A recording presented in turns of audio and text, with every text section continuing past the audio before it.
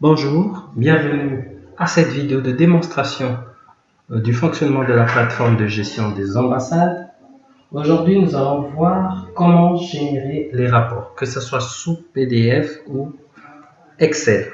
Pour ce cas, nous allons prendre deux cas de figure, la gestion des ressortissants et les finances.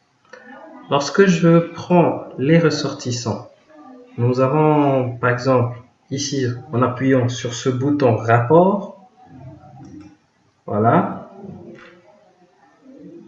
nous avons la possibilité de voir la liste des ressortissants, les statistiques des ressortissants, les ressortissants en attente de validation.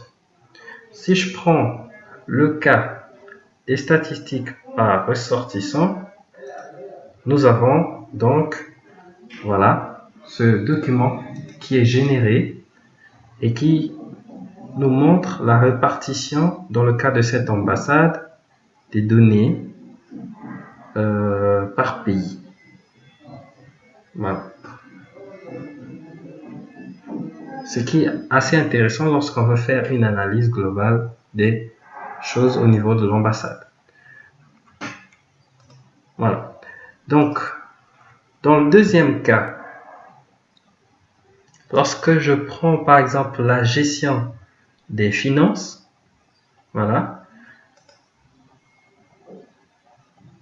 Vous savez, les finances, c'est quelque chose d'assez important.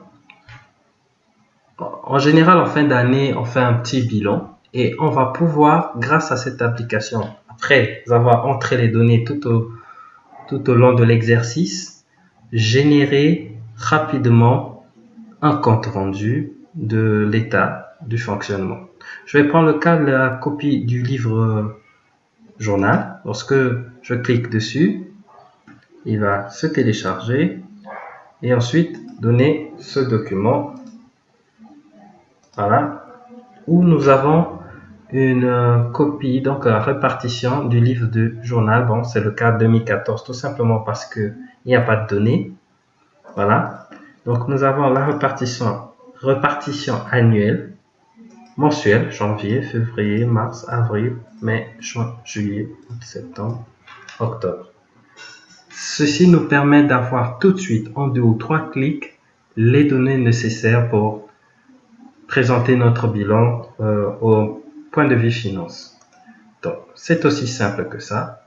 Je vous remercie de votre attention.